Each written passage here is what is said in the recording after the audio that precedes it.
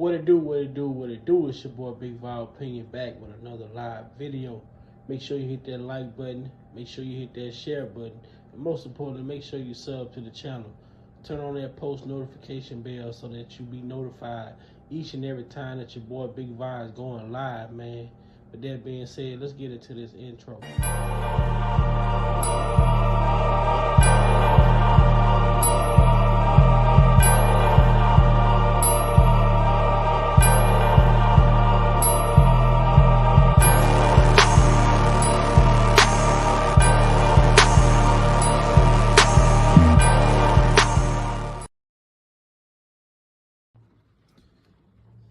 Welcome to Big Val Opinion.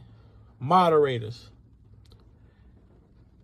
with my permission, any negativity in the chat should be hidden from this channel.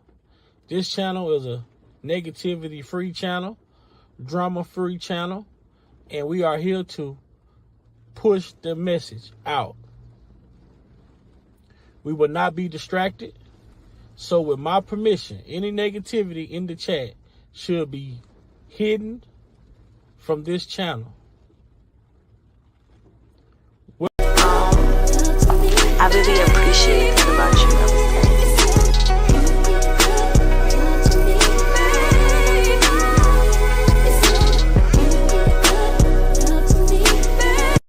Yeah, going on. I really appreciate it about you.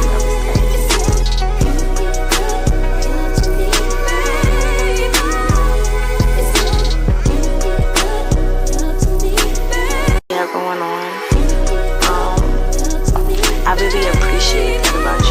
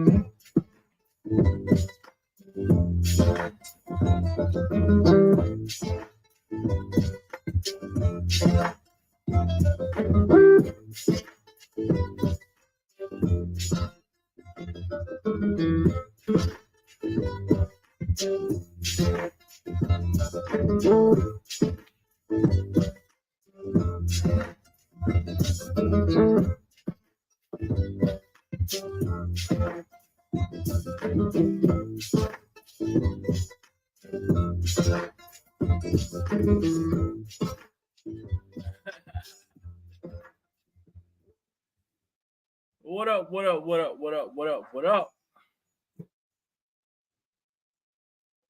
It's your boy Big Val Opinion back with another live video. And tonight, man, we're gonna do a little digging deep, man. We're gonna take it back a little bit, man.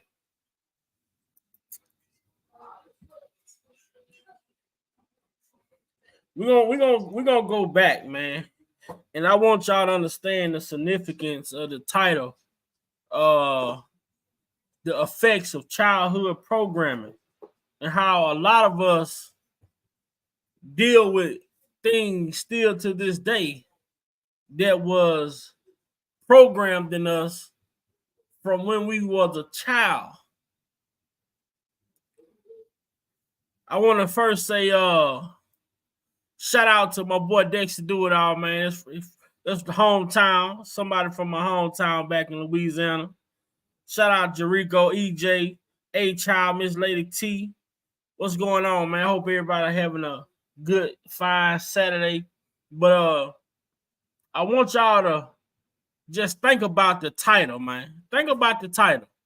When you hear childhood programming, what up, we talk about childhood programming. Just what do you think that means when y'all say childhood program? When you hear childhood programming, what do it means to program something? What does it mean to program something? What's good, Unc? What up, DV? Blessings to you, nephew. How you feeling this evening? Oh man, I'm Gucci, Louis Vuitton. Like that. like that. Blessings, everybody, every household that's represented What's in up, the Cookie? chat. What's up, DV? I like to hear some of the comments in the chat family, man. We don't be giving enough attention to the chat, so I got a heart for the chat. Let's see what their comments is, nephew, and we'll just go from there. I'm ready to jump the gate, so this right up my alley. You already know how your uncle wired, so this is one of my best subjects. But oh yeah, I'll just go from the chat. Let's go from the chat and see what they do, and I'll let you narrate it. And you just ask me questions like you interviewing me, and then we'll go from there. Most definitely. So for everybody that just coming in, I want you all to pay attention to the topic that's the title of this live. The effects of childhood programming. And for everybody in the chat that's listening in that may want to participate, when you hear childhood programming, what do you take from that? When you hear childhood programming, what do you take from that? Even though we are all grown adults at this point in our lives, when you hear the word childhood programming, what do you all take from that?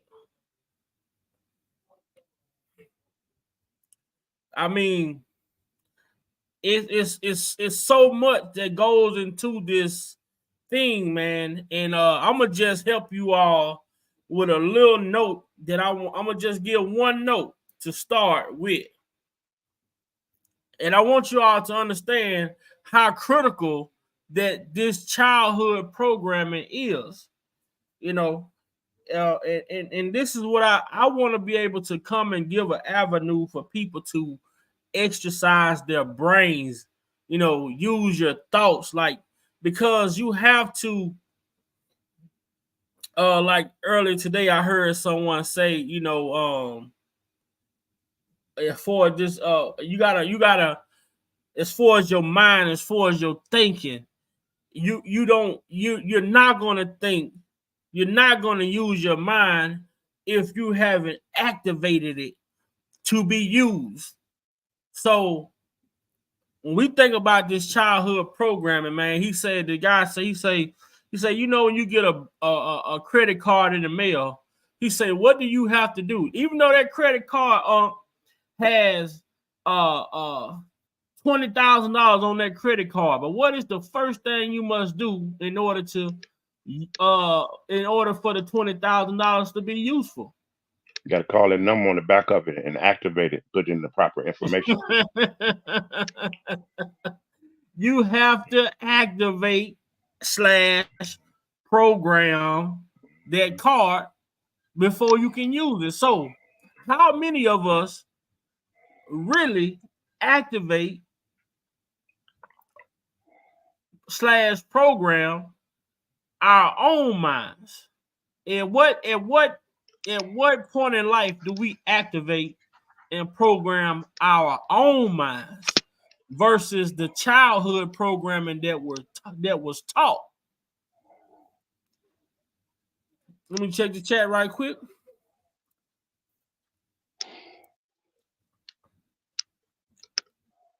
Okay, hold on just a second. Let me go here. It says recent brain research indicate that birth to age 3 are the most important years in a child's development. Yep. So let's go up here. Cookie say there again. Much love. What up, Nisi Mo? Cookie say depends perhaps of our community or environment, the teaching of purpose of the programming. Okay, I see certain say once once you reach a certain age, I think you should do that anyway. We have to instill. Okay. So let's get this off of here. Cookie DV, I know y'all be y'all be having a busy schedule sometimes. So we're gonna get a little discussion going. I don't know what my brother's at, man. Derek, I don't know what J Rock. The last couple lives we've been on here, I ain't seen Derek. I seen Derek. I ain't seen J Rock. I ain't seen Sir Miguel. Yeah, we need Sir Miguel, especially. Yeah, we need Sir Miguel on this one. I ain't seen well, I have seen Lex on one. Lex been around. But what my brother's at, man? Hopefully we speak him up. Let me say this statement, nephew. This gonna be very uncomfortable probably for some. It may be a trigger for some. And I'm gonna say that word again. It may be a trigger for some, but we always talking about if you want to be really successful in life and be the best version of you, then pruning is necessary. So here goes the pruning process. A lot of triggers and uncomfortable this subject may be for others because a lot of what happened to us as children is tied to our identity today. So certain things are uncomfortable and it's triggered. A lot of things that we hold to be our belief system, our decision making, how we process information comes from those formative years. And if we're not willing to do like the first Top Gun movie is, and I yield back, if we don't have the courage and the awakening to evaluate what has happened and be able to confidently say, that's what it is. I accept that did occur, and have the courage, nephew, say that crushed me, that damaged me, that scarred me. I'm still dealing with that today as an adult. Got to have the courage. You got to have the courage to do that. It's not being concerned about what another human thinks.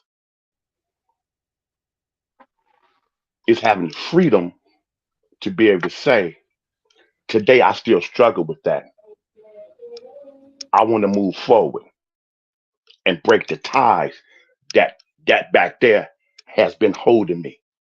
That's not to blame this parent or that parent. We're not even gonna go down that rabbit hole. But just to be able to say, because a lot of time when you ask people and you hear something is there, you say, "Oh, I'm good. I'm straight. Oh, I'm straight." When really you're not. It's okay to be your unique, valuable self, but a lot of who we are, nephew, is not okay. Facts. Now you're back. I agree 100%. And I want people, I don't want people to feel like they have to be silent when it comes to these type of things, because a lot of us, honestly, we don't understand the effects of childhood programming until we are sat down and made to I don't want to say made.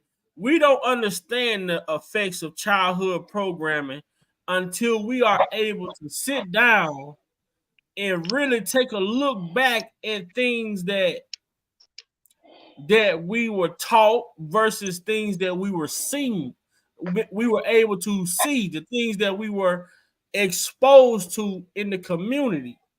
Like I watched the video today. Yeah, we see people who are raised up in a household with mom and dad also go out and make bad choices in the community. But at the end of the day, like for myself, right? And I talk about this childhood programming. So to the point where we talk about healing, when we talk about healing, and this is where I'm going with the childhood programming and tying that in with allowing yourself to be able to heal from scars that was put on you from when you were a child. You know, things that you dealt with early on in life that shaped you up throughout your teenage years that developed you into this adult. But it all stems from those childhood teachings. Right. And a lot of us, like, you know, we I mean, and I speak, we got Cookie on here in DV, but I speak as a man. And we was having this conversation on texted, but we've been meaning to get to this conversation for a few weeks now. And I feel like for a man, and I can only speak from my perspective and experience as a man. From my perspective and my experience as a young boy, I was taught when I fell and scarred up my knee or my elbow, get up, dust yourself off, keep moving. You okay? When I cried, shut up. You're not hurt. Big boys don't cry. Right. So when I say childhood programming, when you telling me big boys don't cry, to get up, I'm not hurt, stop crying, you are teaching me to suppress how I feel versus express how I feel. Now, imagine that young boy who you done taught to just be quiet and keep moving. You are right. You're not hurt. So now that you grow, you get to going through life and somebody hurt you, you grow to feel like, hey, I might well not say nothing. Ain't nobody gonna care anyway. Mm-hmm. That's right. But I'm gonna yield back and let Cookie in. I seen her DV came in, and I'm gonna let Cookie in. Then you can go after Cookie. Then we can go with DV. I go after DV. Hey Cookie. Hello. Hey DV. How y'all doing this evening? Big Five, What's good with it, panel? Hey, how y'all doing tonight? Blessings to the chat. Wonderful. Cookie, what you think? My God, my mind. What you think about what I just said, Cookie? I agree 100% with what you and Brother Muse said. I had so many thoughts going through my mind about when y'all were hitting on how you were raised and the things that our parents instilled in us, good and bad. I thought that at a time, which made me click on the link. My mother died when I was 8. She was only 23 years old. That was back in 1977. She was a young woman. Yes, she was. So we're talking a good, 46 years ago. Yeah. Mm-hmm. And I always would wonder in my mind what my life had been, the way it turned out, had she still been here. When she passed away, her mother, my grandmother, because she was the oldest child, she could not handle losing her firstborn child at such an early age. And the thing around the house was we could not speak her name. We could not talk about her. So up until I probably was 16 years old, that's 8 years later, is when she finally answered some questions. And all through those years, she continued to ask me or tell me, stop talking, you talk too much. So that's why I talk so much now. Because she would always shut me down. Right. And that's a form of suppressing. Right. Because you're not able to express your feelings. Right. Now you're back. And I could not, for the life of me, understand why. I mean, we couldn't mention her name. You know how you would say, remember when mom, remember this? Nothing. She couldn't handle it.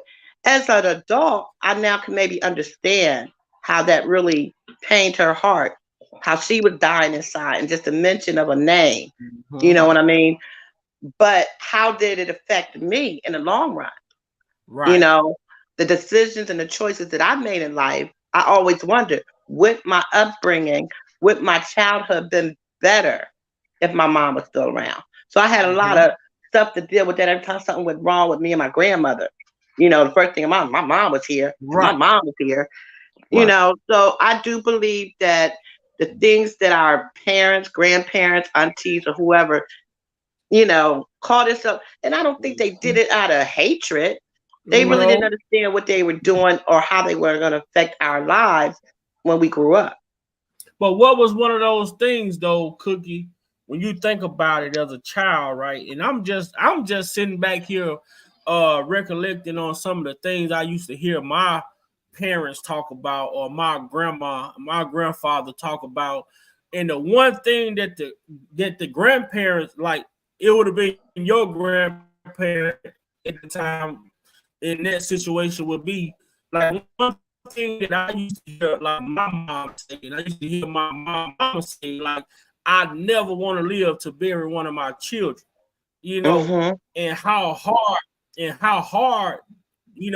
that, just from hearing them express that, they say, look, I never, like, I've heard grandparents like say, like, I never, thought I would, be burying one of my children before myself, and that takes a toll on them. And that's just like you say, it's like one of those things where they come up because that's probably something that she heard growing up, and then next thing now it's her generation and her generation of kids, and now she may feel like she never wanted to, have to deal with that situation, versus, when the situation came about, she didn't know how to properly deal with it, because you all were hurting, you were hurting. And like you say, don't speak the name. Well, then who am I supposed to talk to if I can't talk to my grandma? Right. So when you broke with that little period where you weren't able to talk about it, imagine the effect that had on you past that period when she actually started talking. Well, the damage was done when you wasn't able to talk, when you did have the questions, Yeah. And I don't think that people as children, I don't think our parents, or grandparents, I don't think they really looked at it like that, because, like, I'm from the South. So as a child, you only had certain things you could talk about, and certain stuff it wasn't, you can't talk about. Like, it was the respect and disrespect conversation. If you talked about certain things, it was took as being disrespectful. So you couldn't talk about it. Right. And with me because I had a sister that was 9. So because I felt like I couldn't get the answers that I needed to get, I would sit around and be quick. As long as you be quiet, know what they said, a child is to be seen, not heard. And so I would sit there and act like I'm looking at TV just so I can hear the grown folks talk about things, hoping I can get more information about who my mom was. Right. Yeah. Them parents back then would say, get up out of here and go outside and get out of grown folks' conversation.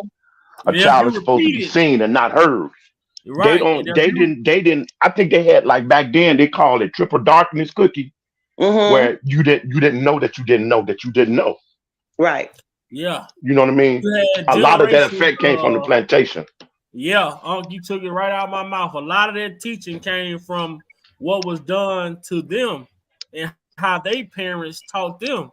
And, like, somebody has to come along and break that cycle and say, you know what, I'm gonna create a system for my children to be able to talk to me and not feel like they can't talk to me, or whatever the situation may be. Because, like Unc said, I was taught as a kid, my mom was born in the 70s, but I was taught to grown folks talking, you get your ass out of here.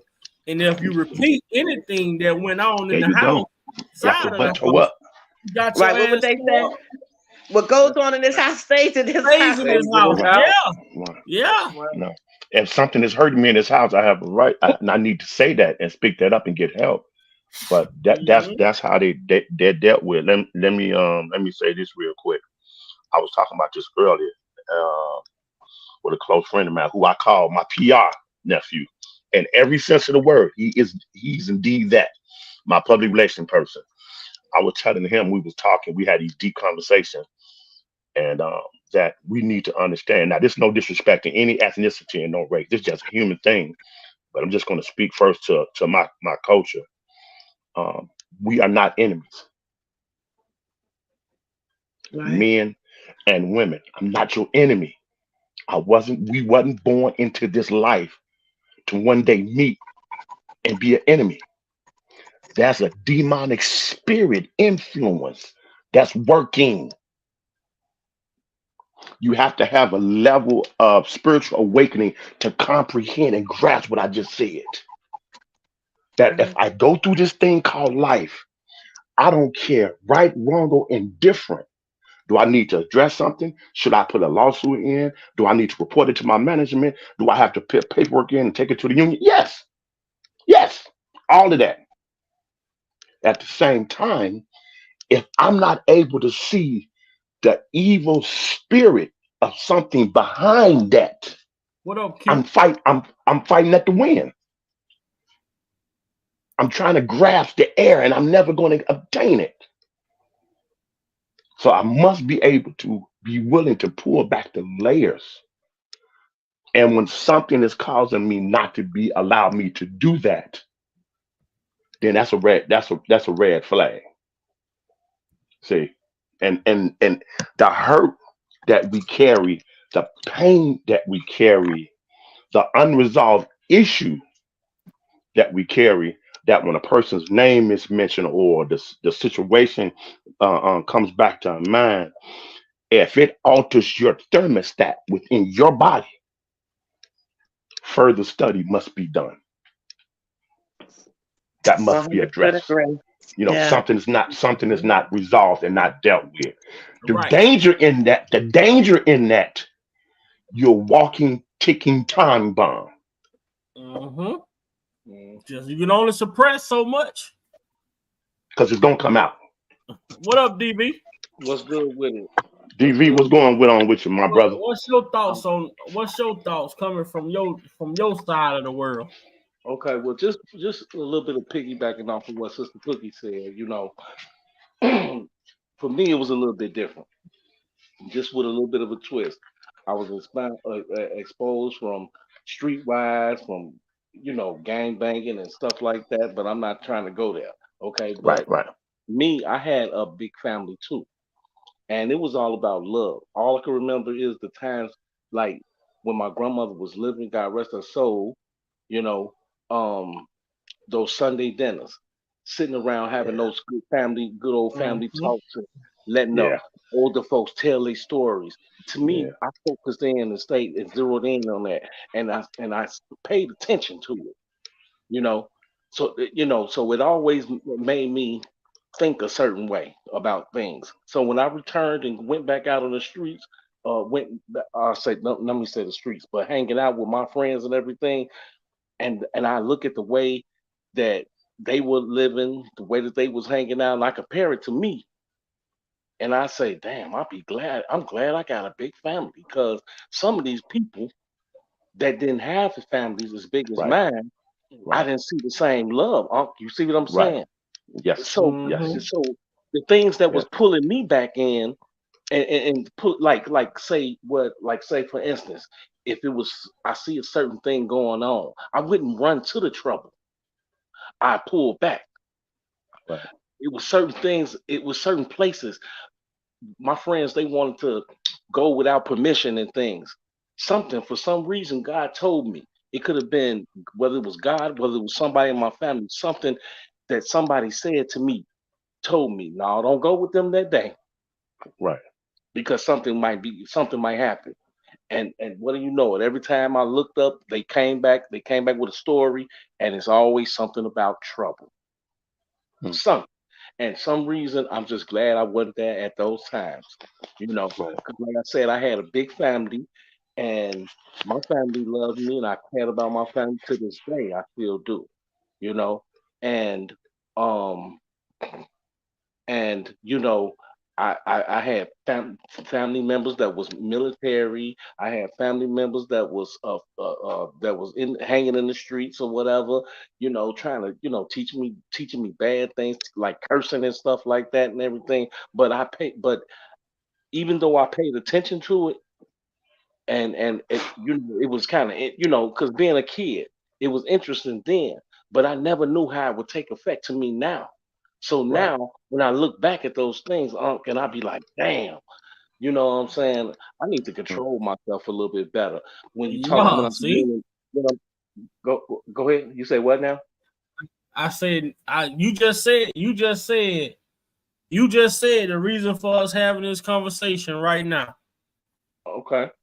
You just said, I say now I look at myself and I think back to how I was back then. Like, damn, you know what I'm Right. saying? A lot of people aren't able to recognize those type of. I ain't gonna say they're not able to, because anyone's able to recognize. But are Right. you Right. willing to acknowledge? Mhm. Are you willing to acknowledge what it is or what it was that shaped you at that point in time and say, you know what, I no longer want to indulge in this right here? Because like you say Right. you was taught, you was raised up in around love and a big family, and you There you go. recognized at an early age that a lot of people who wasn't raised in families like that or came from families like that, they weren't, they was, you probably saw they was angry all the time, but they was always into some or looking to get into something, versus you, like you say, you didn't run to the crowd, you stayed away. It's kind of like me. I was one of Mhm. those kids that when my OGs was talking, I was the sponge sitting right there soaking it up. I never interjected in There the you go. conversation. I never said nothing out of line. I sat my ass down and I listened to what they had to say. And guess what? One of the biggest things I talk about all the time was the They used to say we difficult. suck up game. Not Yeah, soak the we game up, suck man. the game up. Yeah, Let yeah. me That's tell what you they say. something. You just watch it. My mama used to get on me. Now I'm gonna tell everybody know how I am about my grandma. Like my grandma, my granddaddy, they spoiled me to death. I mean, they allowed me to do whatever it is that I wanted to do. I didn't have no rules. I didn't have no curfew. And then here come my mama. My mama would come, and then with mama, it was different. Mama, you can't have no girlfriend. You better be in this house right after school. You can't go outside and play with these kids because you break a window. I ain't got no money to pay for it. I mean, it was mama was militant versus grandma. But you know what though? I'm gonna tell you something, DV.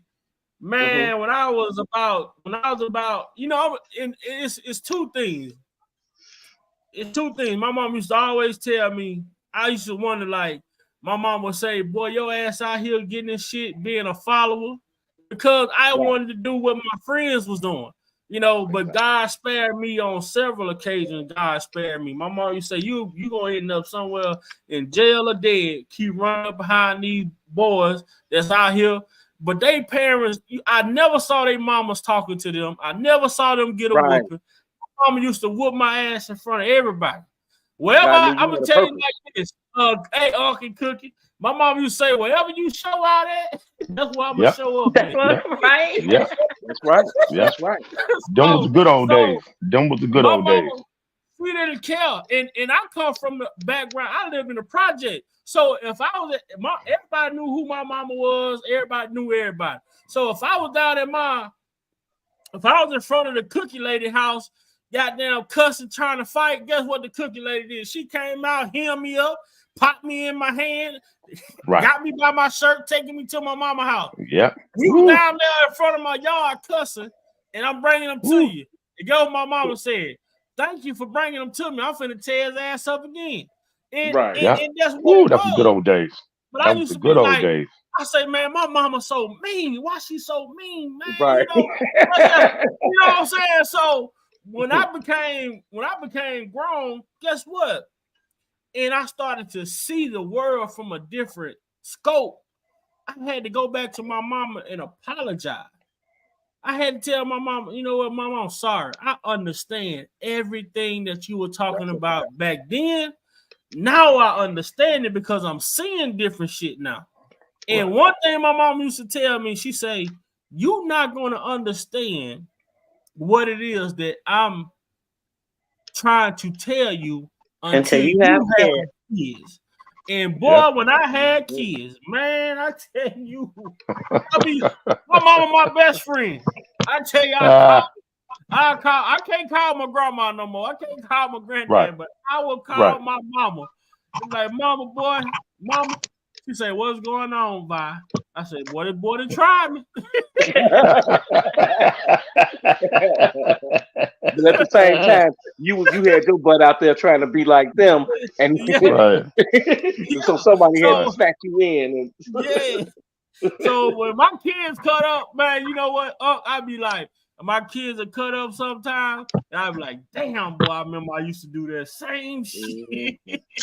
Mama told me it would be days like this. But you know what? But I can deal with it differently because when they cut up, I can deal with them differently because I understand what it is that my mama was teaching me. I got the lesson. It took me to be grown, but now that I'm grown and I understand, so now I'm able to communicate through my children, not to my children, but communicate through my children so that they understand the significance of what it is that I'm trying to tell them. This is only going to help you save you because I can't save you. I can give you all the tools, but I can't do the work for you. That's right. Amen. But let me say this too, Vi. You know what? I want to say this, and I'm going to yield back. But I didn't, even going through the things I did go through with, like as far as my family, my friends and everything, I didn't let that, deter me. I let it build me. And I used it in a way that was so dramatic that, I like kind of flipped the game on them. You know what I'm saying? So once I got to a certain age, I started seeing things differently and everything. And while my friends were still hanging out, doing the things that they would do, once I got to the age of grown, meaning 21, I went out and I really got I got my first real job. That was when I started working at that school district I was telling you about. I went and got that job. Now I was so busy every day. And when that job needed me to do all this overtime and everything, what you think I did? I did the overtime. Because what else I was going to do at a young age like that? Go to work for 8 hours, get off work, and then what? Go hang out on the street? Oh, no, not DV. Oh, hell no, I wasn't going to do all that. So what I did was I stayed, did all the overtime, and you know what I'm saying, did much as work as I could, building those paychecks and just stacking my bread like that. Because I was used to stacking money a different kind of way, you feel me? But hey, if you want to change the game, then that's what you got to do. And I yield back on that.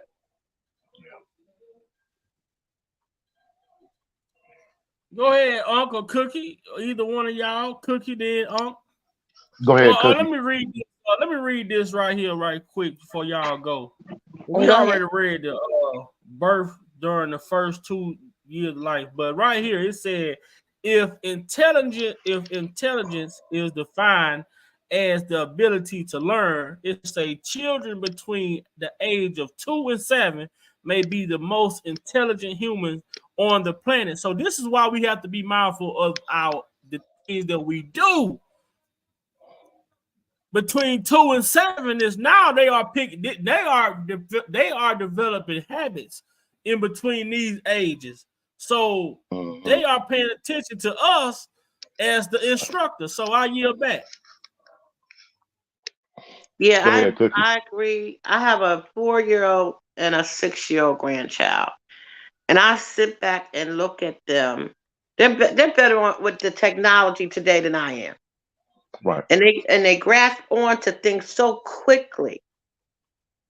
And if you don't watch yourself on how you talk to them, what you're teaching them, what you're doing, and how you moving, because they're looking at that. Those are the precious times in their life. And if you're doing something negative, they're going to pick up on it. And then later on, you wonder when they become 12, 13, 14, and they got this attitude, or they're being disrespectful, or they're cursing, you're wondering why. You want to blame it on the neighbors. You want to blame it on the school. You want to blame it on everybody but yourself. And it's true, you can try to do things the right way, and they might pick up some things out there in the street, but most likely, whatever they picked up, it came from home. So those ages, I 100% agree. They're very crucial in a young child's life. That's true. That's true. That's true. Hey, so That's when they pay let me tell attention. you, my stepdaughter the other day, she called me on the FaceTime, and we was on the FaceTime, and she said she was sitting in front of the green screen, and I answered the FaceTime. I said, "What's up?" She said, "Yo, it's your boy Big Vol P back with another live video, and today we're gonna be talking about." Like, Stop playing, man. swear to God, the whole everything down pack, man. I'm talking about the whole thing. I bet you fell out, man. Didn't you? You fell out. I fell out so hard, he ain't know what to do. Man, I couldn't do nothing but laugh. I'm like, man, are you serious? Oh wow. Oh wow. It goes to show that these kids, even when they don't be in my studio when I'm doing my thing on this, but they be listening, man. They soak it up. Right. They soak it up. Yeah. That's one of them fallout moments where you could have been anywhere. You could have been behind the wheel in front of a group of people or whatever, bro. You would have about had an accident. Thank God you didn't. Man, You I'm done telling fell you, out, man. But it's a testament to the kids. Like they everything we do, they soak it in. Be White, what up? Yeah. Yeah, absolutely right. I agree. They do. They teach you everything. And like Cookie say, hey, them kids, they know so much about them at 3 years old. 4. Man, they know everything about those electronics. Man, I've seen my little cousin had a baby last year. Her daughter was probably about 9 or 10 months, was skipping videos on the YouTube and all type of shit. See? You want to know? I seen you remember what I tell you, Uncle, a while back? Remember I said this? I said back in the 90s, like I was born in the 80s. So in the early 90s, when my aunties started having children, because I was raised by my grandma partially, and my aunties started having children. And I remember I would ask my auntie, like, let me hold the baby. The first thing they would say when they hand you the baby, hold that baby head. Don't let that baby neck go back. Now these goddamn babies come out their mama looking at everybody in the room. Who all in the room? Right. The baby holding their head up, everything like active. I'm like, man, this is crazy, man. Yeah, I want to hear something funny. My cousin, I call him my nephew because I said my mother passed away early, so her sisters and her brother, I call my sisters and brothers, because like I said, we were the first 2 grandkids of my grandmother. So even though we were their nieces, because we were raised with them, I looked at them like my sisters and brothers. So I'm going to call him my nephew cousin. So he's really my cousin. He has a habit of, he likes to put it, every picture you see, he got like this salute thing. You know how you salute somebody from your forehead with your hand? He does that in mostly all his pictures. When you walk up to him and say, "What's up, man?" instead of him giving you a pat, he's a little prep boy. He salutes you, right? So when he got his girlfriend pregnant and she got the ultrasound, that baby had a salute up in her mama's belly on the ultrasound. We were like, "What? Everybody looking at the ultrasound. Like, are we seeing what we really think we seeing?" That baby had her hand up to her head like she was saluting. Now tell me that ain't some wild shit. That is wild. Man, I'm telling you, I'm not surprised. All that, I used to be like that. So you gotta talk to the baby while it's in the stomach, all this, so baby all that. Man, I'm like, man, that ain't nothing. That I didn't believe that. But Levi, my son that lived with me, Levi. Man, I remember when that boy was a baby. And I would come in the house 1, 2 o'clock in the morning after hanging out. And as soon as I say something, and he'd just be up on side the crib just looking like, I'm like, she like he was just asleep. Every time I open my mouth, like he would wake up. Wow. It's crazy, man. And the boss lady, I ain't gonna even get started on her. The boss lady, she on play, boy. She on play. She was. I mean, it was just like that.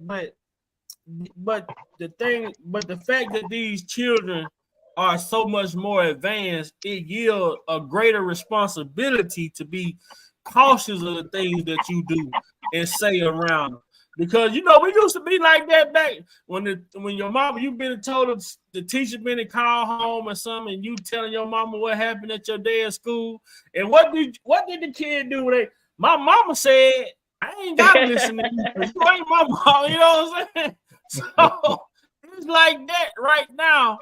We at that point right now, but it's even more extreme because the kids understand that they have a pass to pretty much, do the shit that they do. Because the school not gonna discipline them. The school let them have their way. Then they send them home to the parents for the parents to do all the correcting when it shouldn't be like that. When I come from the South, when I went to school, the same rules that applied at home, they was applied at school. Yeah. And depending on your parents, they might not even discipline you. Send them home and the parent like, what? That's did right. You cuss her out? You tell her don't talk to you like that. It all depends on, like you said, right, there you that go, childhood upbringing programming that you give your child. That childhood programming is so vital, man. Because I didn't have a parent that if somebody came back and said, "Oh, your son was doing this," nah, my son would never do nothing like that. No, my mama knew me, and if somebody said I done something, 9 times out of 10 I did it. I ain't even arguing. Right. But now these kids sit there and be lying. These kids will lie to their parents with no remorse. I ain't do that. I ain't had. But then next thing you know, as soon as you show them the video or the picture, well, somebody made me do it. No, but you said you didn't do it. You didn't do it. That's why I say that I thank my school, even though I went to a Catholic school, because I thank them sometimes. Because when back in them days, bro, in them 80s, man, they had that paddle, man. And when I seen my principal, they'd make their phone call to my mama or whatever, and then they pulled out that paddle before she even whooped me with that paddle, bro. I was yelling all through the phone, like, "Mama, I swear to God, I didn't do it. I didn't do it, Mama. I swear to God. I swear." And she like, "You a damn black. You did hit him. Get him." She always would say, "Beat his ass, beat his ass, beat his ass." And then by the time I get home, she felt so sorry for me. She didn't want to whoop me. You see what I'm saying? So you had it was like you had parents almost in school doing the job that some of the parents should have did on it. But it all paid off and panned out. You feel me? Oh yeah, and that's what it's about. That's what it's about. Because you remember stuff like that. You remember kind of stuff like you remember that kind of stuff. And I got a question for you all, and I know y'all probably say different things. When they say the village, right? We talking about childhood programming. What does it mean to have a village? Like, what does a village consist of? When it's talking about childhood programming, upbringing. And I yield back to whoever want to speak first on that subject. Family.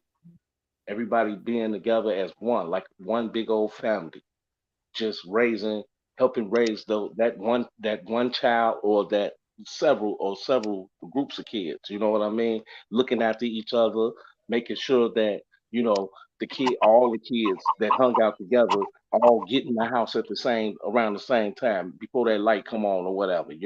Making sure they don't know kids run out there in the streets and keeping an eye out on them kids and stuff. I mean, when you feed one child, like, and and you give them peanut butter and crackers or whatever, just for an example, you got to feed their friends. Their friends coming. Their friends is with them. So you can't just be, just like I hated those kind of parents that would give their kids they give their child one popsicle. Like, you ain't got to give the rest of the kids popsicles. They all want popsicles. So that's my version of one of my versions right there, being like a village. Oh, Yeah, I agree with you, DV, because like Big Boy just said, he could be down in front of Miss Cookie's house, and Miss Cookie's mama see him doing wrong. She gonna correct him and take him home to his mama. that's right. And it's also meaning being respectful to your neighbors and your community. Like I said, I might have shared this. If we didn't say hi to Miss Gladys sitting on her porch, Miss Gladys calling mom. You know that little fast ass cookie walked past my house and didn't speak. And half the time, my mom wasn't mad because I didn't speak. She was mad because Miss Gladys called her house. I done told you about not speaking to that woman. You know she gonna call here. I said, I did speak. I waved my hand. Did you say hello? Did you say hello? So it's also about being respectful, not just about someone catching you doing something wrong and reporting it or correcting you on it. Also having that respect, the same respect you have for your parents, you show it to that next person out there in the street. That's right. That's why we Yeah, have everybody is doing that. mama. We grow up to be respectful people, respectful human beings. That's that hood mama love. Yeah. Shout out to Yeah. Brother Q. Can Brother Q come on the panel and hit the link in the chat, nephew, if he's able to just spare a few moments with us and give us some pointers, some key, insight, or however you want to address it. Shout out to Brother Q that's in the chat. Blessings. Always a pleasure to see you.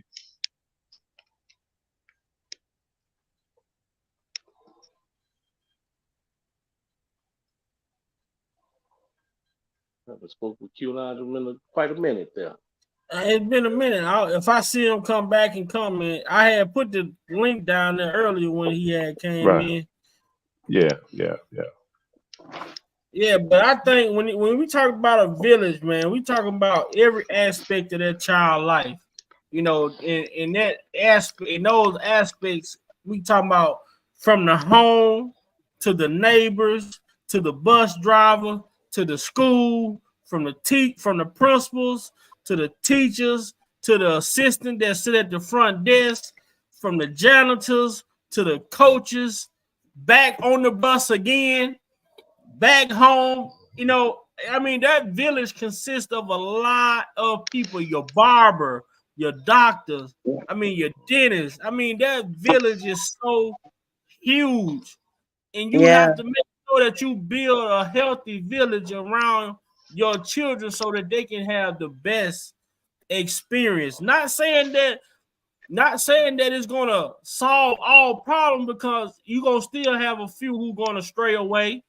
But if you can save some, if you can change some, if you can help some, because like right now with our youth, man, I promise, man, that it's a generation that has been like, when I lived up north in Minneapolis, man, when I'm talking about, this was about 2019.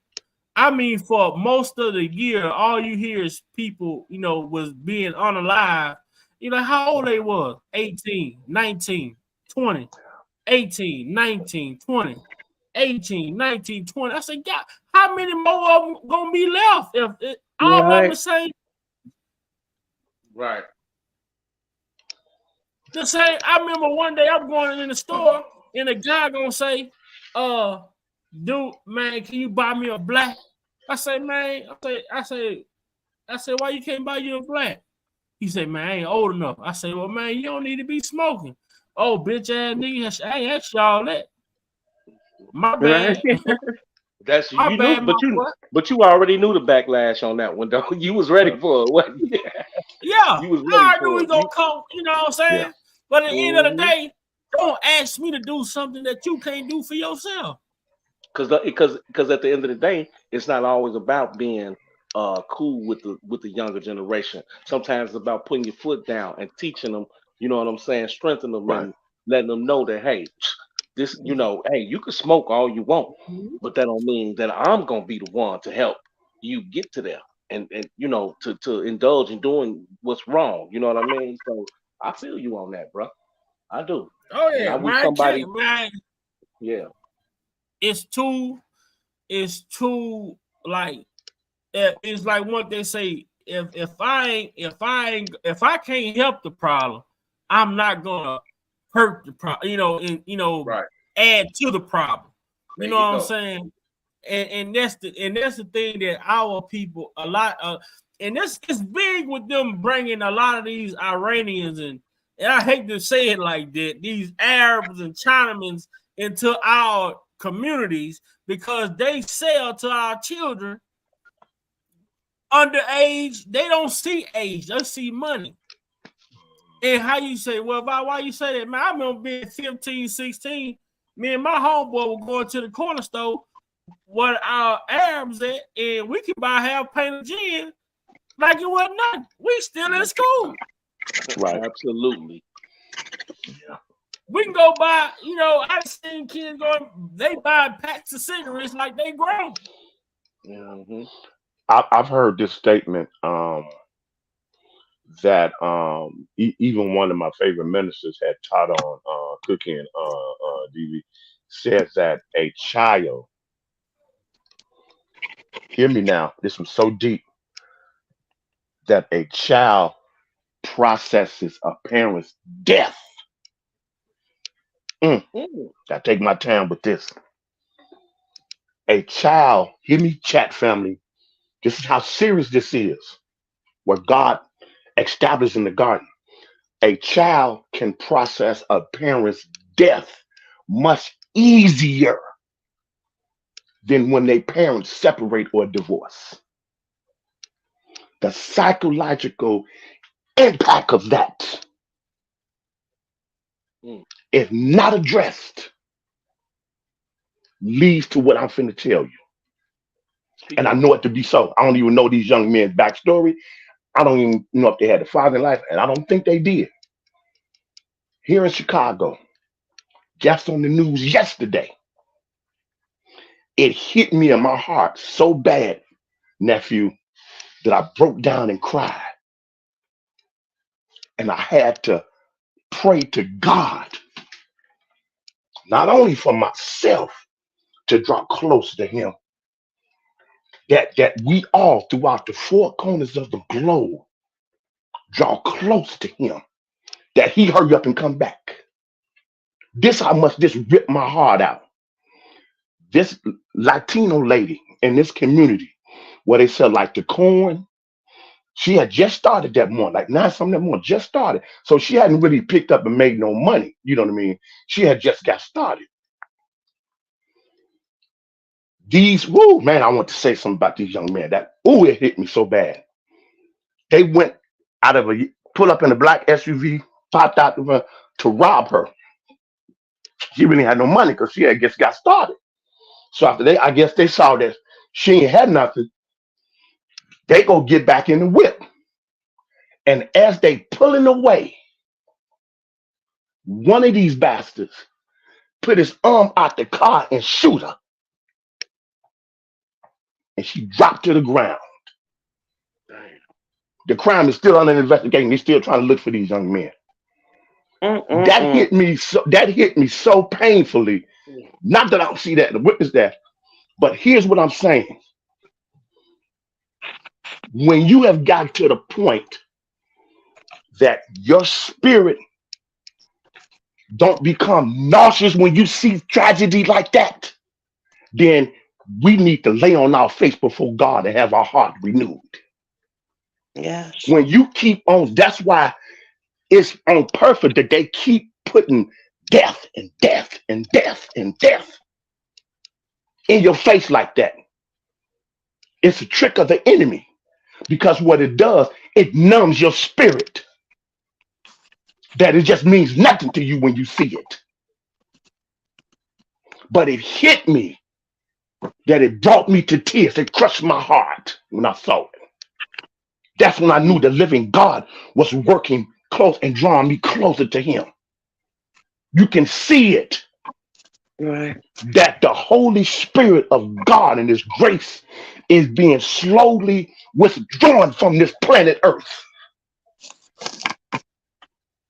Which fulfilled prophecy, what he said.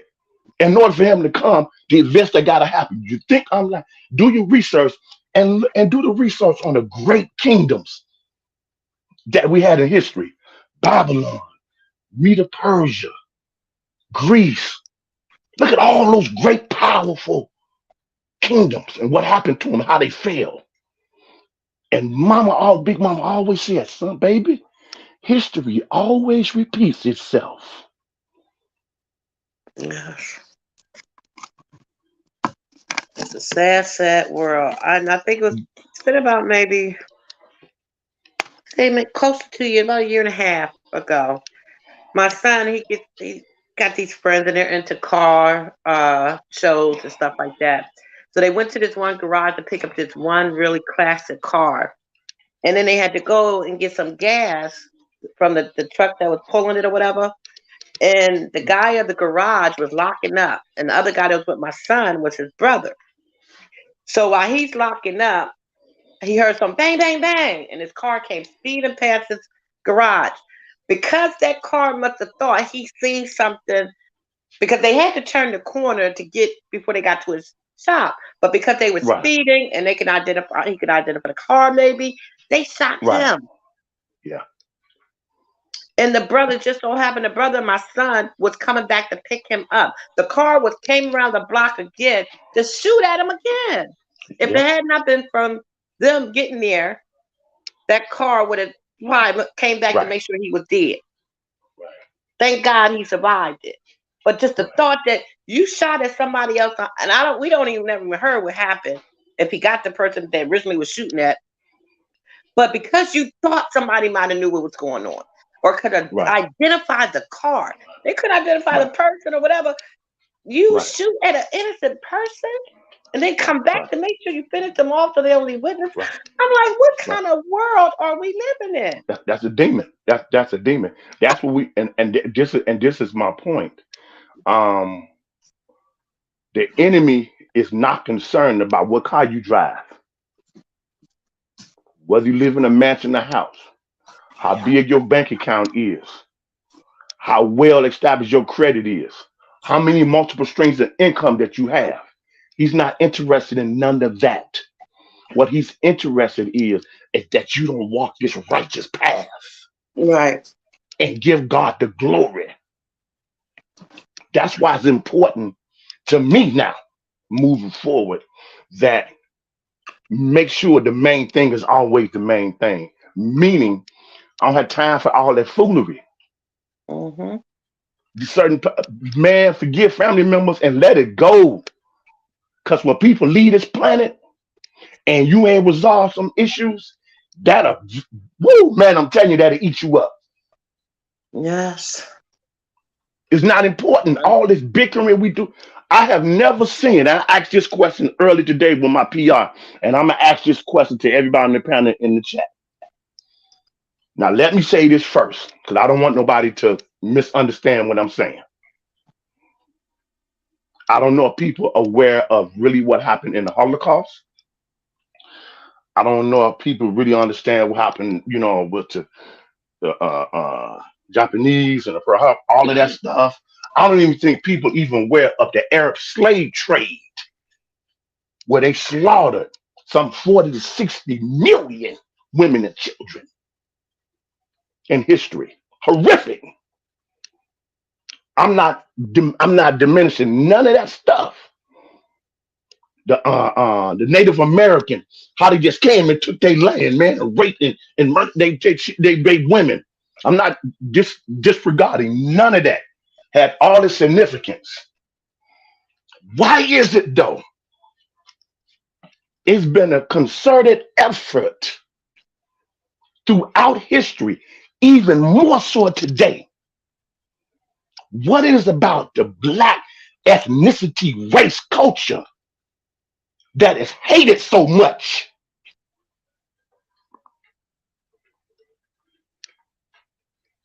That their trickery and deception has worked in such a degree that when I see myself out and about, I must take you out. Right. Only the devil himself can give Willie Lynch that type of concept. to implement. And he said in his writings to his comrades, the method that I have in this bag, how to break the Negro slave, male and female, and control their minds for thousands of generations. If implemented correctly, he said, do your history. He said, ancient Rome would envy us, and we will control the Negro for thousands of generations. That method was extremely successful and is breathing and living today. Right. You know, we like to sit back and think about how people do us. We want to think about, you know, we talk about we have marches and everything when police killed one of us. Do we ever think about what we do to each other? Right. We wonder why our people don't have respect for our people. We don't have respect for our own kind. And I don't understand why it is.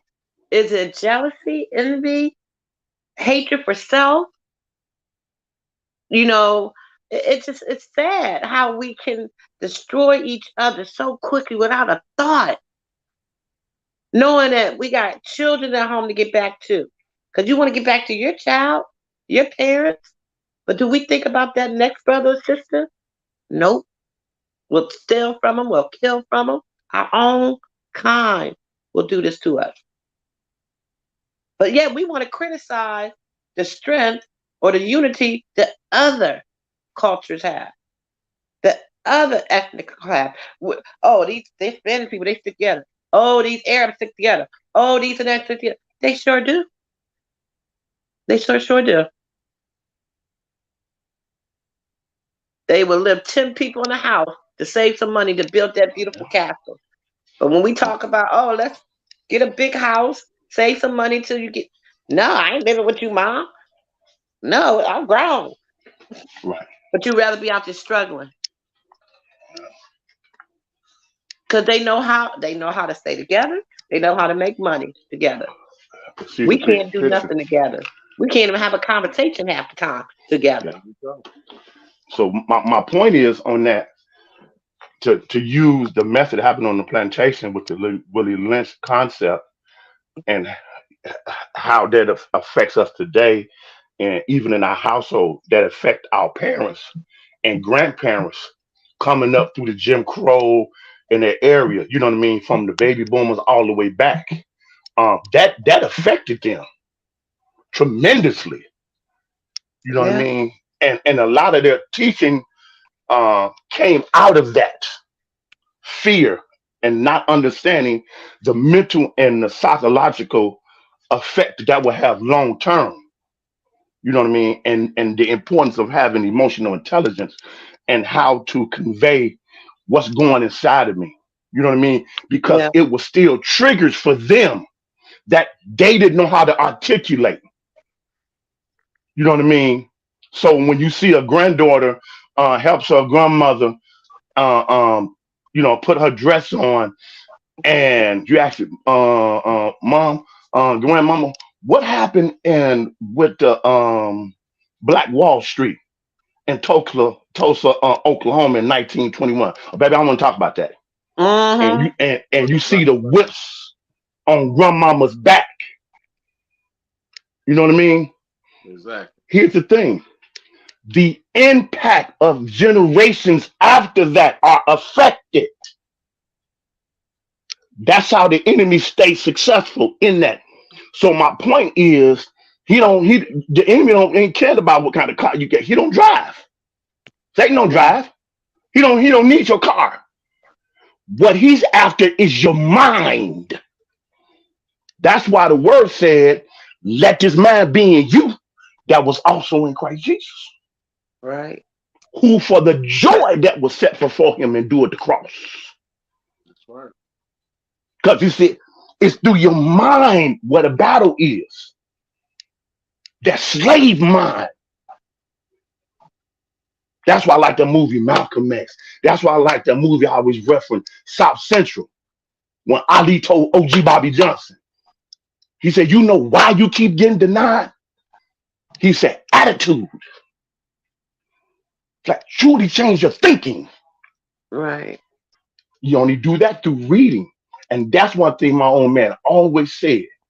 It's interests me, and I year back on this point. It was funny to me, Cookie, how my old man, back then the elders would say stuff, and you would just sit there and be like in limbo for like decade. Okay, like you gonna like elaborate? Give me an example?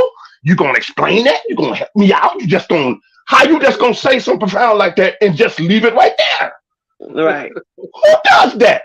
The thing was, you had not done enough living yet. And when I start to continue to live life, it's almost like nephew awakening him, like, oh, that's what he was talking about. I said, wow, they can take everything from you in this planet that you obtain on the outside. And that's what society is geared toward. Social media, all of these avenues, all this stuff. But everything on the outside. That's why I'm heavy on personal wealth. What is personal wealth, Uncle Muse? It's your character. Right. If you don't vet a person and make sure you both have wholeness, you have good character, you have emotional intelligence, we're able to have a dialogue and disagree and still be respectful and supportive and encouraging toward each other. But I have not dealt with stuff that was programmed in me in my childhood for what I witnessed how my parents and elders did. When you disagree with me, I take this as an attack. I'm still that kid back then. I'm a grown person with grown kids or even grandkids because I hear and see it all the time. But because I haven't dealt with that, then I turn around and get in a relationship with someone who's broken. But then how in the world they do that, Uncle Muse? He called it trauma bonding. What attracts me to you is the trauma that we both can relate to. So if one of the individuals all of a sudden, as I always said, awakening happened, they start to move into becoming the best version of them, then now I am going through the process of healing my trauma. Now what happens? They say, oh, you changed. No, I ain't changed. I just got better. And you don't want to change. You don't want to address the trauma. Because a lot of people, Cookie, they don't really want help. They want the attention that help gives them. And I yield back. That's right. And I know that was a lot. I think we can all say that we all need to change, you know. And I say that to say this because it's definitely time that we stop a lot of the violence and everything that got going on out here in these streets and indulging these kids and letting them think that it's okay to do this and do that, meaning cursing, meaning disrespecting elders, disrespecting these women, just being disrespectful, period.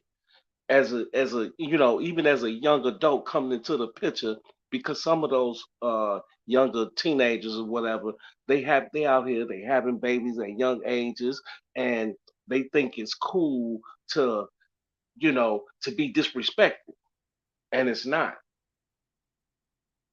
you know. So therefore, when they do get serious about themselves and they say, okay, well now it's time. I gotta get a job. Um I gotta support and feed my family and everything. They don't even know how to be respectful. They don't know how to take orders from off the job. They go to the jobs. They want to tell the people. They want to tell them what to do. See, it's about it's about the upbringing that you got. Because when you brought up the right way by your parents and everything, then you know you have something else to look back on and be like, you know what, I wasn't even raised like this, so ain't no use of me even really acting like this. So You know, it's just time for us to make a change. And I really, hey, that's just how I feel. So I don't really have much to say about that. Get ready to drop down in a second, but just wanted to say that. So. Yeah. Yeah, somebody asked. The topic that we're talking about today is the programming that happened to us as children in our household that we witnessed and saw and heard, and how that stays with some of us today in our adulthood, and how it affects the choices. It affects how we process information. It affects how we see things, and how sometimes we don't know how to have a proper dialogue or discussion with one another, whether it's romantic relationship, our parents, or even our siblings. You know what I mean? Because we think that how should I say this, DV, Cookie nephew? We think that confrontation and conflict is a negative thing, and it's not. See, Oh, it's the fear. It's the fear. It's the fear and the being uncomfortable with having a discussion like that. You know what I mean? But when you're talking about pruning, a lot of times it's through confrontation that you get healed and you get delivered. Because underneath the conflict, There's a learning experience. there's the real issue there. So that's what the conflict and the conflict is going to do. It's really going to bring to surface really what's hidden. My point is, if we talk about certain stuff that we be talking about on this particular platform, no disrespect from the platform, I'm not even on that crazy stuff. And someone who's in a point in their life where they're not emotionally healthy, you know what I mean? That's a trigger for them. So rather than have the uncomfortable conversation and heal, you know what I mean? Some people deflect, gaslight, call names because they think in their mind doing so protects them from that pain and the hurt, which only what it does is keep you in a prison. In the words of Pop, that's not real living. You know what I mean? You deceive in thinking so. You know what I mean? There you go. If that makes sense, nephew. Yes, it does. Prison of our minds. Right. You know what I mean? You can't be afraid to have the tough and you know what I mean, difficult conversations. You know what I mean? Because this is my thinking, DV. I think a lot of people can relate to it. Mhm. Only if you get up every day, you seek breath, as nephew said, get that first phone call from heaven. I think that as long as you get up and you got breath in your lungs and your body, then it's another day, another opportunity to do it better than you did yesterday. Meaning, Right. people pray like this: God, I want to have a more close and loving relationship with my family. So what they think God going to do, Evie, is going to give them some warm type of fuzzy, or just touch them with a magic wand, and boom, you know what I mean? They have a desire. No.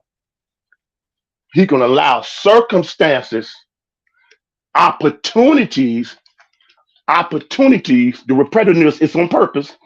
Opportunities so your family dynamic can improve and have a closer relationship.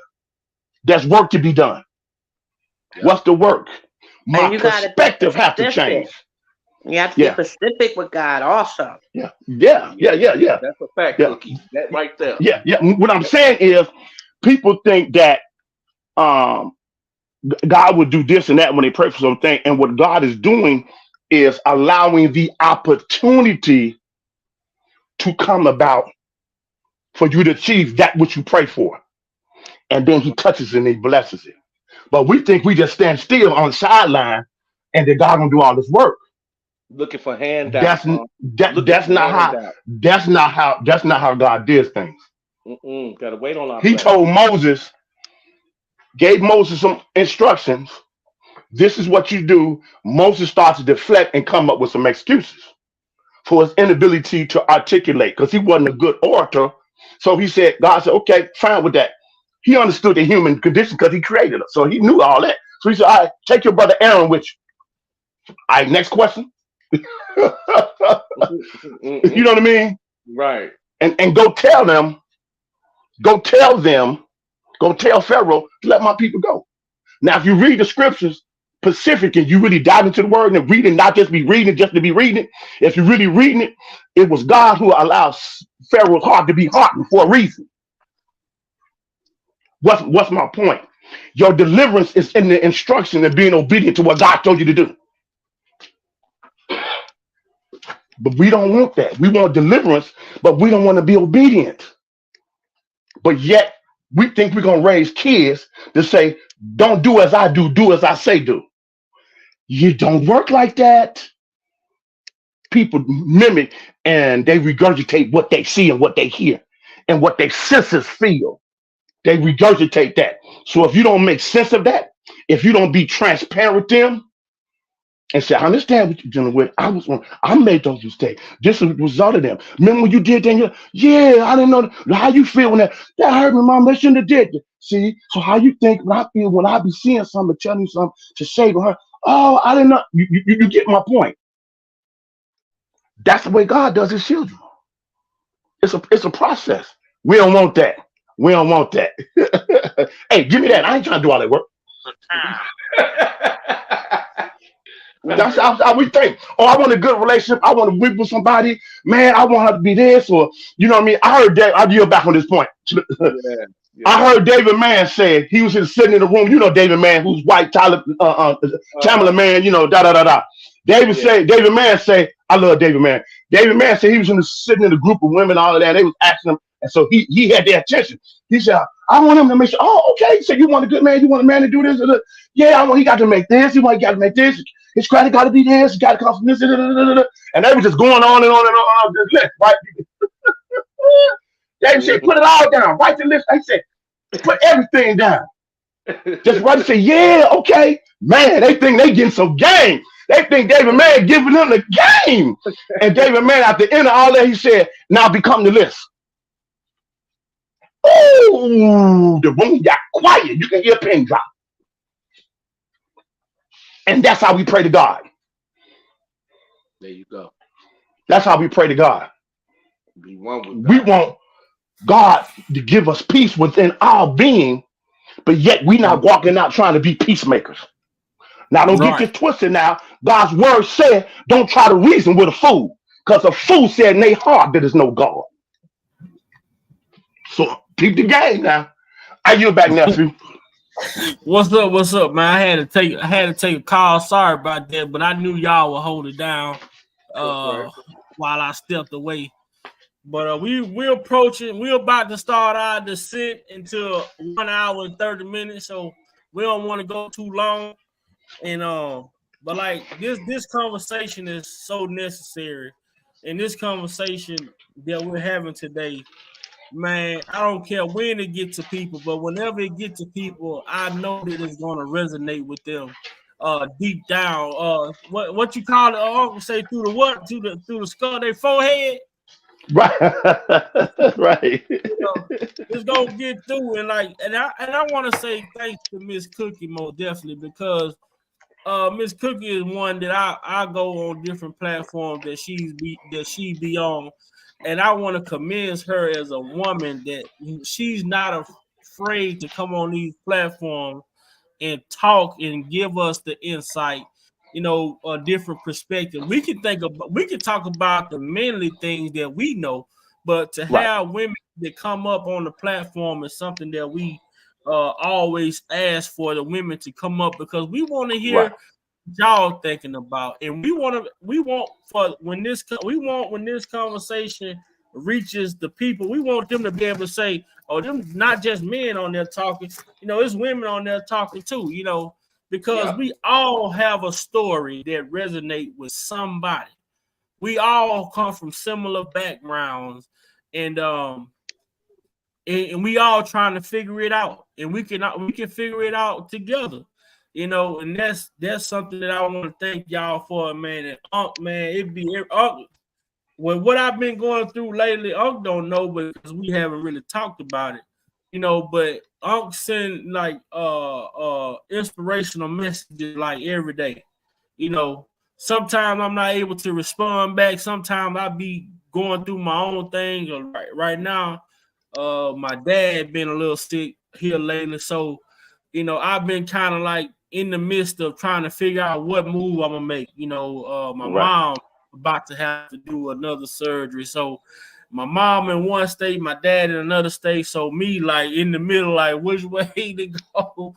You know, Right. trying to Right. come up with a game plan as far as how I'm gonna approach the situation. But you know, I thank y'all so much, man, and I think this childhood programming conversation is way deeper than you know what meets the eye. And like you say, we're not gonna see the crowds over here because we ain't over here talking about bitches and hoes and fuck Right. There you you and go. There you go, oh, Vi. third. And this is what happened. This when we talk about programming. The world has programmed our people to entertain nonsense, stupid Yeah. shit, dumb shit, The irrelevant foolery. shit. So when the Yeah. important shit is being talked about, it's Right. going right over their head because they don't Yeah. fly at that altitude. Let Woo. me say one or two things for you, Vi. First of all, I want to say I appreciate you having me and Sister Cookie over here as always, you know, and I want to pray for you and your family, and all the things that y'all going through. You know, like you said, also that these type of conversations need to be addressed. Right now, Vi, you're doing a great thing. You know what I'm saying? Because you have the attention amongst your chat right now of the people that are listening, the people that are Mhm. focused in and paying attention, and the people that are not even worried about the stupid nonsense that's going on over there on the other side of the road. So right now you're doing the right thing. So you know what I'm saying? As long as you keep it going, bro, I'm gonna support you, and I got your back. You know, me and Cookie, we got much love for you, bro. You always come and Oh yeah, bless us. most definitely. We appreciate seeing you on Mondays. Oh Everybody over yes. here invited that want to come over there and join us on me and Cookie segment that we do on Keep Speaking on Monday nights at 7:30, 8 o'clock. You feel me? Everybody invited. Anybody. We're not taking no sides. We're not asking for, hey, we ain't over there asking for charities or nothing. We just having deep conversations, just like over here. Do your plug, DB. Do your plug. What you gonna say? Good vibes only. Okay. Oh, And you that's know what it that's should it. be. It's That's good what it vibes should only. be. You know, not only in these YouTube streets, it should be within your heart, within your community, you know, Mhm. and if people start thinking that way, because nothing's perfect. All of us go through stuff, and my prayers goes out to you, Big Bye. Whatever your situation is, I will keep you in my prayers. We all Most go definitely. through stuff. Everybody got stuff they going through. What's up, That don't ladies? mean that's shit that's heavy on my heart. I should spill it out into your life, into your world, into your atmosphere. Mm-hmm. And if I Yeah. if I handle my stuff a little better and try to put some happiness in my heart, maybe my problems will be fixed. And also I'm spreading my love towards somebody else that might be going through a situation. We need Right. to look at it that way. What was it Yeah. used to hear people say? It takes more muscles in your face to make a frown than to do a smile. Mm. And a Yeah. smile can be so contagious, just smiling at somebody. Yes. There you go, Yes. baby. Uh-huh. I Yeah. ain't heard that. And Yeah. you went back there on me now. I better That's what look it's out for about. you, Uncle Muse. Yeah. I better Yeah. look out The and Yeah. realize more of what I'm us, dealing with. the more of us that get out and talk, the more of us that get out and speak, we are raising awareness, you know, and this is what's needed for the people. Like, I mean, me and talk about it all the time. Tupac say, I'm not telling y'all I'm gonna be the one to change the world, but if I keep having these conversations to spark the change, then my job is done. Mm. That's right. We Yes. just gotta keep having these conversations. Yeah. Because when people get, you always talk about love. Yeah. Right. Hopefully it's contagious, Right. okay? Right. Right. Right. Show them, That's a show them. nerve. That's a trauma. That's when somebody responds like that. God has been teaching me that what they really saying, there's an unresolved issue there. There's trauma there. You know what I mean? Someone said something to me recently, you all, and it was two ladies that I know, and one said to me, it just, I guess my whole continent, my whole aura about myself, you can tell that I wasn't really me that particular moment, that day. I was going through, Cookie. I was going through.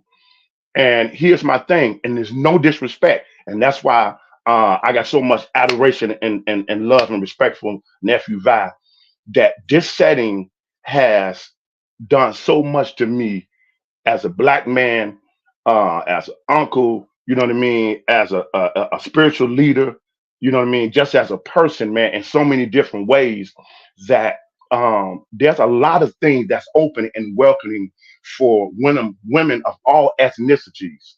You know what I mean? Nephew alluded to it earlier.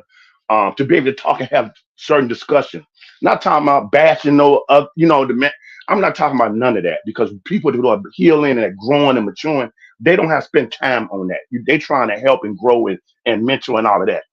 But there's very few places that men can go. You know what I'm saying, Cookie? That really can say, bro, man, I can't, man, I'm just dealing with a lot, bro. You know what I mean? We don't have, we don't have those places to do that. And one of the ladies said, just right off the cuff, and she was so genuine and sincere, Cookie. She didn't mean no disrespect, but her perception of me, which is not a bad thing, and the actual compliment that she was actually giving me, you know what I mean? Oh, he's a strong dude. He good. He'll be all right. And she was so sincere, you know what I mean? And I'm not disputing any of that. But the other lady is just something about women who are really in tune. You know what I mean? Cookie, when I say in tune, when they can see a man, they say, yeah, he dealing with it. He dealing. And she didn't have to say a word. Right. Cookie, you hear what I'm saying? You hear the way I'm saying what I'm saying? She grabbed me. I take it as she was letting you know. I feel you, Right, brother. she just grabbed me and held me. Right. She didn't say a word. She just grabbed me and held me. Do you know what that did for me? Oh, How that helped me in that moment? right. And when you can go to a place like this, or chat family, when you can have a relationship where you're both putting in the work to establish, where you can both come aside and let the outside go and just really talk with each other and hear each other. You know what I mean? Do you know the type of maturity you got to have? You know what I mean? That's why it's important. I'll say this before I say this. When a woman is broken, she has the potential to destroy everything with what she says. When a man is broken, he has the potential to destroy everything by what he does. Right. You're so correct. So mending and healing is necessary. And it only happens when you're able to have not only awareness, when you're able to say, that's what it is. That's what happened. And be okay with saying that crushed me.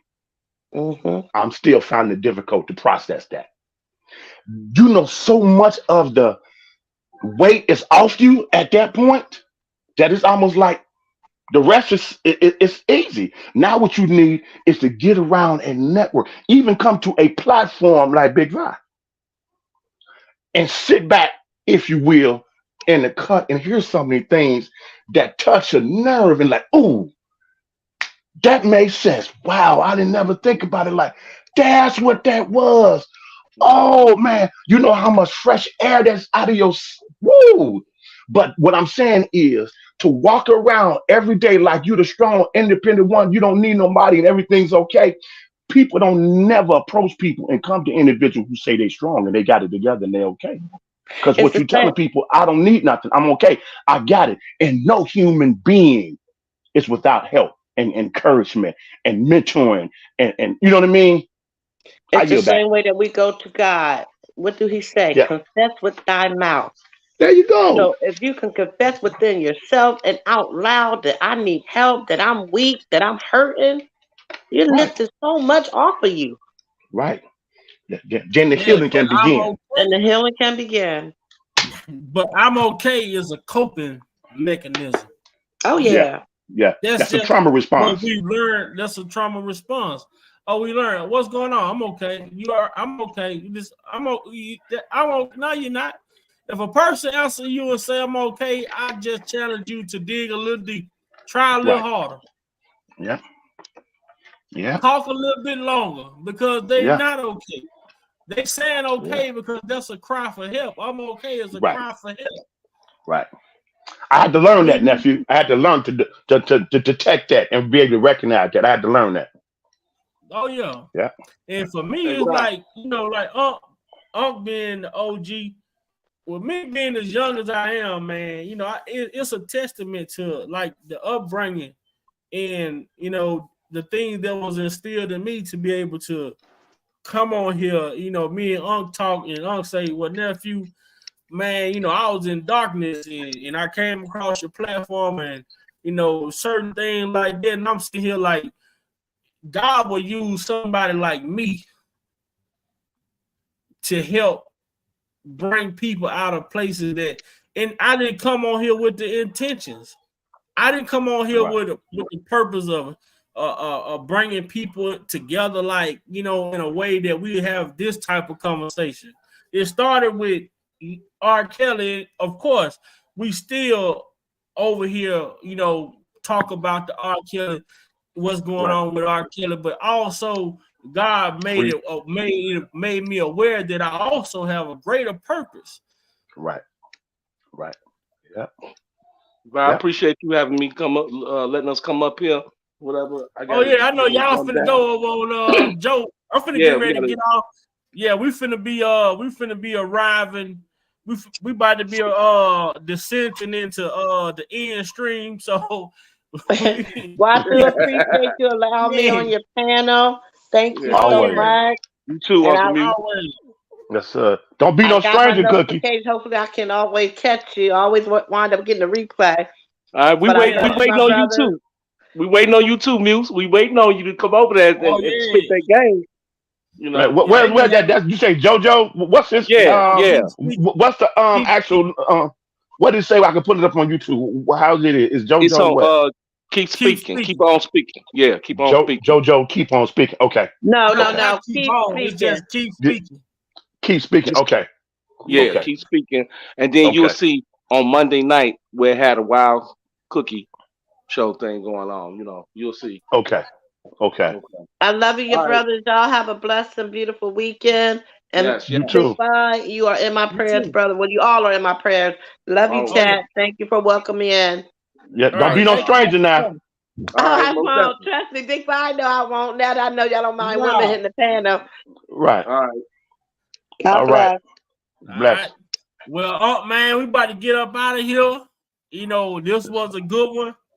A good hour and 40 minutes. I want to Yeah. say, man, and Yeah. this is one that we can this is one we're gonna have to revisit as well, because Right. I would like to hear Derek and I Am Her and Jeff and Right. everybody, Sir what they Miguel. have to say. Right. Yeah, I think Derek might be out because it's the All-Star weekend in Indy right now. Oh, okay. Because I have been texting him. He ain't been responding. Okay. Yeah. Oh. So Okay. with that being said, man, I'm finna get up Okay. out of here. It's nothing but love. I'll hit you up. Yes, sir. Shoot you a call, let you know what's going on. Okay. But, All right. Do that. All right. All right. Okay. I'm finna come out and go over to that link, JoJo. Okay. All right. Keep Blessings, speaking. chat. Keep speaking. Okay. Okay. All All right. right. I'm out. All right. And shout out to everybody that came through and hung out with us today. I really, really appreciate it. Like I said, man, y'all donate to the channel, man. You can do the super chat or the super sticker. If you like to donate to me, you can donate by Cash App, Big Val Opinion at Gmail, Big Val Opinion at Cash App. If you have any information that you would like for us to discuss on the platform, email it to me at bigbyopinion88@gmail.com. We're gonna go back. We're gonna start back having the phone line open during the live, and we're gonna also go back to. We want to plan another 24-hour live, man. So I put a poll up on my community wall about the 24-hour live. I need for y'all to go vote ASAP. Go and vote ASAP. There's a poll up right now for the 24-hour live. Go and get your vote on. Leave a comment. Let me know, man. I think it's well overdue. We got February the 22nd coming up. R. Kelly Chicago arguments. Man, with that being said, until next time, it's your boy Big Boss signing out.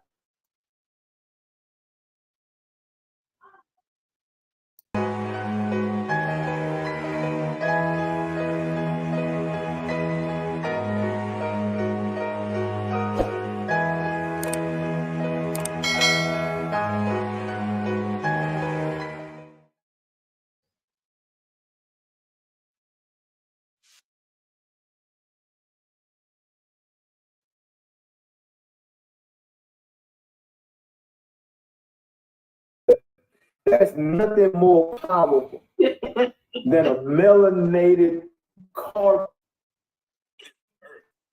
Nothing more powerful than that. It's nothing more powerful. And when we can tap into yeah, go ahead. No, and the wife, the woman will automatically produce whatever the man puts in her hand, because the man already done tapped into that place where she gonna want to